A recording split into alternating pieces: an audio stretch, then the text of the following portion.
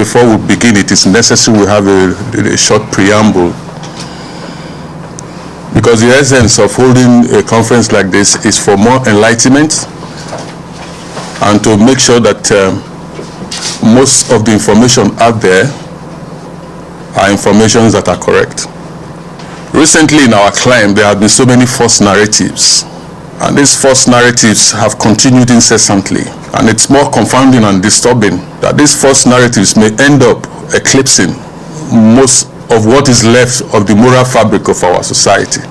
So it is in that guise that, as much as possible, NBM of Africa will not sit and watch when false narratives are being propagated as fact. Most especially this issue of insecurity. You will understand that recently there has been a lot of stories of violence here and there, restlessness of youths, not to talk of the larger society, talking about headsmen and all other bandits and co. But then again, if the right narratives are out there, most of these crimes will be curtailed. We have a situation in our country where crime is slowly being covered up with other names that defy prosecution. First of all, cultism. There's a definition of cultism in our society that goes against the grain of what cultism itself actually means. Slowly, it has become normal to cover heinous crimes with just an appellation. Either they are cultist or it's cultism. Those are dangerous indications. It means it could lead to breakdown of law and order. And this is where the challenges of law enforcement actually comes in. And that is why, as a civil organization, we cannot sit by idle, do what we can to make sure we mitigate some of these circumstances, and our names are being maligned and insinuated to mean something else entirely, not minding our sacrifices. As a responsible organization, it's part of our civic rights and our civic duties to make sure there's peace in the continent, there's peace in the world. NBM of Africa is a Pan-African organization, an organization that has been on for more than 40 years.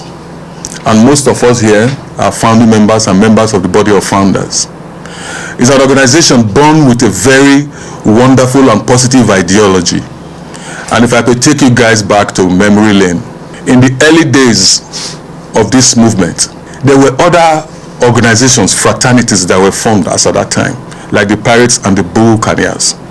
It's only the NBM of Africa that was born and founded with an ideology that is rooted in Pan-African principles. And that ideology will hold dear up till today. We have transformed those Pan-African ideas into the positivity of neo-Blackism. And neo-Blackism is a combination of a radical intellectualism in trying to make sure that blacks all over the world have a pride of place, and humanity at large have pity on earth.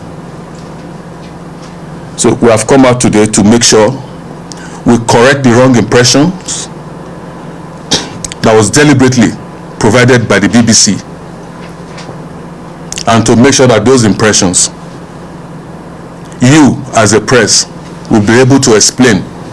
And that's why we urge you, if you have any questions based on our presentations, please ask those questions forthrightly so that we can answer it forthrightly too, so that we can put it out there. NBM is not a secret organization. It's an organization that has its constitution, and that constitution is subservient to that of any country where it exists, and members are obliged to obey such laws. And when members of our organization are found wanting, we do the right thing, either by sanction, suspension, or expulsion, as the case may be. And that's why we welcome investigation by security agencies into our affairs, because it is of great advantage to us to remove bad eggs from our midst. Because every society must have its bad eggs. Every organization must have its bad eggs. We do not deny that. And we do everything as much as possible to make sure what our constitution provides is well followed. Today, we thank you for coming. I have a text that is prepared for you. It will be read by Barrister Isi Meme, Iriogbe to be read.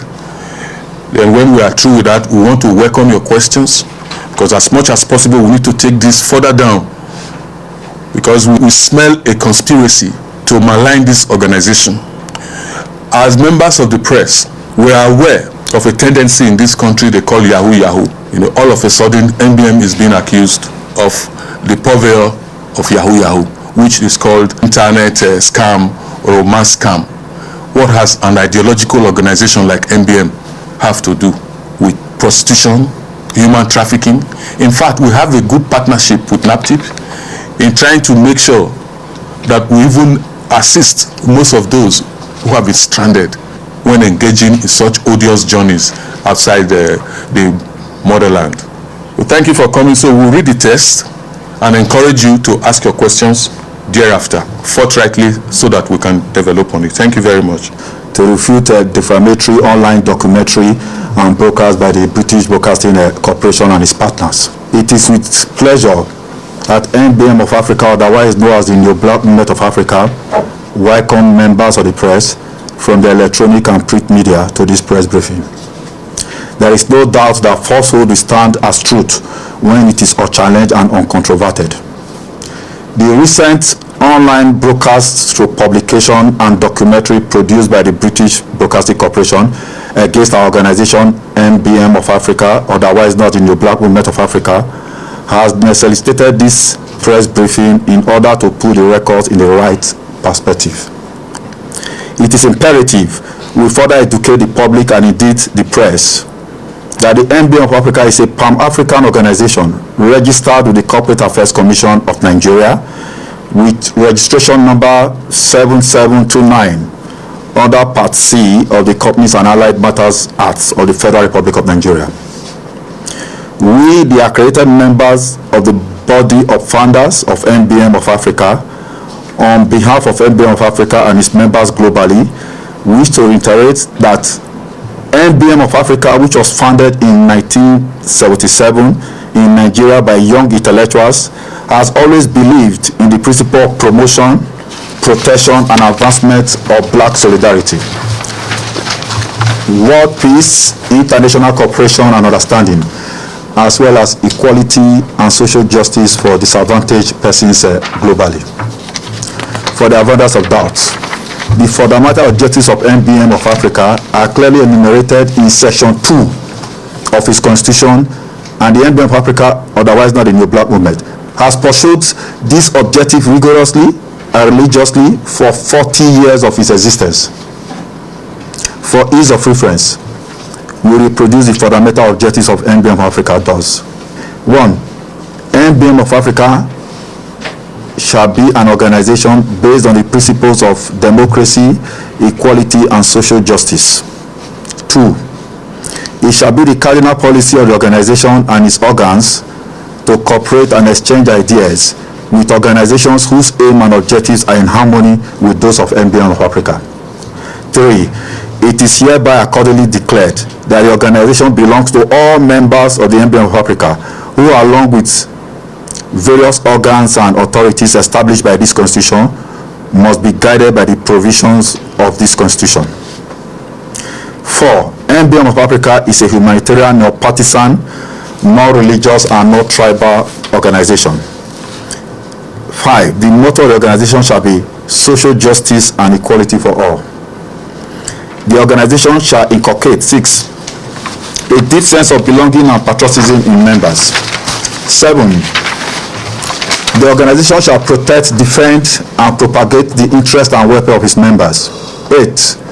The organization shall strive to eradicate all forms of oppression, corruption, neocolonialism, and social vices from society. 9. The organization shall dedicate its resources to promoting, defending, and advancing black solidarity, culture, and world peace. The organization shall promote and protect fundamental human rights of all persons, irrespective of race, social status, religion, and gender, in accordance with the International Covenant on Civil and Political Rights, as well as the African Charter of Human and People's Rights. It is therefore embarrassing and against best global practice in broadcasting and journalism for the British Broadcasting Corporation BBC and its allies to produce and broadcast defamatory documentary online through YouTube and segment of its organization known as the Africa Eye against the integrity of NBM of Africa. In the said online broadcast and documentary by BBC, it persistently referred to NBM of Africa as blackers and alludes to unfounded facts that NBM of Africa involved in violence and criminality. The defamatory documentary and broadcast, which has gone viral on the internet and further broadcasted by BBC on the 19th day of December 2021, defamed and disparaged our organization's reputation and character with obvious consequences that have caused NBM loss and disbursement of integrity by prudent members of the society, which has caused our organization to be held in abysmal disdain, disrespect, and odium by ordinary and prudent members of the society. It may interest you to note that the unethical and unprofessional manner the documentary was produced gave credence to the fact that it was a grand conspiracy by some elements to destroy NBM. On the 18th July 2021, the leadership of NBM granted the interview to the British Broadcasting Corporation in utmost good faith, but unknown to NBM leadership that BBC has a malicious plan to use same for documentary purpose. The interview of 18th July 2021 that was granted to BBC by the leadership of NBM of Africa was supposed to be a news item, simpliciter, but BBC and its allies went on a voyage of malicious destruction of the reputation of NBM by shopping from the internet and informal and unverified sources for negative information about NBM of Africa. Our interim forensic analysis of the malicious documentary video revealed that BBC and the actual person who orchestrated the documentary, one Mr. Peter Otumba Gbolahan Magjob, copied videos and pictures from the EndSARS violence incident to make up a documentary in the bid to portray NBM as a violent organization. It is totally unethical and unprofessional. NBM of Africa has been in the forefront for justice and equity in Nigeria and globally. Our organization has collaborated at various times with human rights groups and civil organizations in pursuit of a better society. Why should BBC and Mr. Peter Otumba Gbolahan Magjob, the anchor person for the documentary, on that reference embark on this defamatory voyage? The interim forensic analysis of the documentary also revealed that videos and pictures of incidents that occurred years back in other places without nexus with NBM were joined to make up the defamatory documentary. Why should BBC embark on this voyage of malicious destruction of NBM? If indeed persons interviewed by BBC in the said documentaries are members of NBM who feels otherwise about the organization, why were they masked to speak in the manner that they did in the documentary? We are leaders and members of the body of founders of NBM of Africa. We seated here in this press conference. And as the accredited representative of NBM, we are the forebears of NBM of Africa. We are retired public servants, professionals, and distinguished senior members of the society with honor and integrity to protect. We have been dedicated to the core objectives of NBM for over 40 years running. We stood against oppressive government in the past to demand for better condition of service for civil servants. We stood against the establishment to demand for autonomy and better funding of our universities for quality education. We marched the streets of Nigeria with other civil rights groups to agitate against removal of oil subsidy. We marched the streets of Nigeria and other African countries, namely South Africa, Kenya, Ghana, to campaign against the xenophobia through intellectual activism as an advocacy group. We have condemned our various forums acts of violence, oppression, and inhuman treatment globally. We make bold to say that our organization, NBM of Africa, is a Pan-African organization because we promote African culture, tradition, and social values, and we are not a racist organization. We are proud of who we are because that is our identity as Africans. And we synergize with other global organizations to promote world peace and harmony. We stand for humanity, irrespective of color, language, or race, because there is greater strength in diversity. The leadership of NBM is not unaware that some elements within its fold can breach its constitution and even the laws of the society. That is why the Constitution of NBM of Africa provides that any member who involves in crime or other deviant behavior against the organization or the laws of the society they found themselves should be suspended and eventually excommunicated after fair hearing of the allegations against them. The fact that a member of NBM of Africa violates the laws of the land does not make all members of NBM of Africa lawbreakers. The fact that a member of NBM of Africa is a deviant does not make all members deviants. There are reported cases of the Nigerian police, the Metropolitan Police, and even FBI involving in crime and other vices that are against the ethics of the police and the security agencies. But the involvement of the few policemen in Nigeria, Britain, and indeed the United States does not in any way mean that all members of the police force in Britain and Nigeria are criminals or deviants. There are established religious organizations whose priests and clergy men are expected to live within lawful standards. But there are records that some priests and clergymen engage in crimes like child defilement. Should we not say that the religious organization is a criminal organization? Hence should be condemned and disparaged the way and manner BBC and its partners have done to NBM. Our investigation revealed that certain individuals have turned NBM of Africa into money-making venture. These unscrupulous individuals and organizations sell fake stories to the security agencies and get paid by security agencies under the guise that they are profiling an organization that is a global threat. If we may ask, what threat is NBM to anybody? NBM is not faceless. We are open to talk and discuss. Our books are open for audit and review. The organization is financed with contributions from members and levies, mutually agreed by members. We hold our annual general meetings in open places, and members of the public and press are usually invited. What is secret about NBM? Our constitution is the public domain, and we are not afraid to be scrutinized. Dr. John Stone was a member of NBM of Africa, but he was expelled for gross misconduct and indiscipline and doing things inimical, even to the extent of impersonating the leadership of the organization for extortion. So he was expelled from the movement. That is in 2000 or about 2016. So he has been expelled. The other chap, Tony Kabaka, from his utterances in the BBC documentary, the movement found most of his, some of his utterances very disturbing, and a commission of inquiry has been set up to look into the things that he said and his presentations, so that we'll be able to address his issues, because he made certain pronouncements that the movement frowns against, which we intend to investigate. So from the result of the investigation, we will know how to treat his issues. Our activities are novel. We engage in both philanthropic, educational, health.